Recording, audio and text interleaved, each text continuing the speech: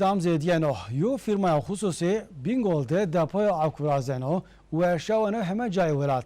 Hedefi firma dizi tebere velatri ihracat est. Firmaya depo Bingol'de sera 2006 peydesteki ajansa averi Fratronia. Fabrika mıntıkaya sanayi Bingol'de 4500 metre yol arazi serdi cageno. Mayçad su deposu imalatı birazın. Hemen in hiri seru hemen ma ser projet maya xevçen. Par 2016 ma projeku Fırat Kalkınma Desteği, devlet desteğiyle ma projemi gerçekleştirmişken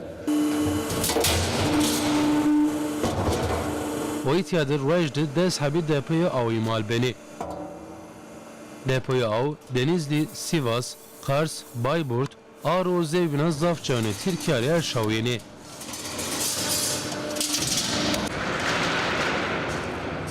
hedef ma yurt dışı. Zaten iki mahaya çir doğu giley doğu bütün şehrin mahaya du.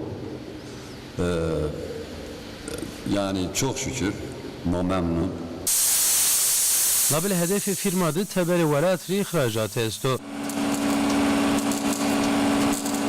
Göreyi selahiyatkar fabrika Nihat El Altıntaş, Tirkiyara Torzaf Teşkilatı resmi depoya av talepkeni. Labil Zime Irak, Erbil, Süleymaniye, Zaho Zevbina Gürcistan azi talebe depoya av esto. Yurt dışı yo haftahu çira Kuzey Irak, Erbil, Süleymaniye, Zahod ocara siparişiyen mahama sözleşme imzalamış diyor. Gürcistan'a magere depo vazın mahama hiç yani hiç sözleşme aşamasıydı. O fabrika semet eno talebri cevap dayış serne kapasiteye xuzi ziyedneno.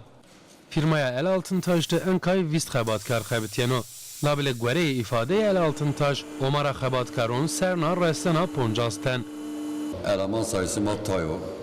Yani emser bizden inşallah serne ma ortalama Puncastan yani eleman bagen.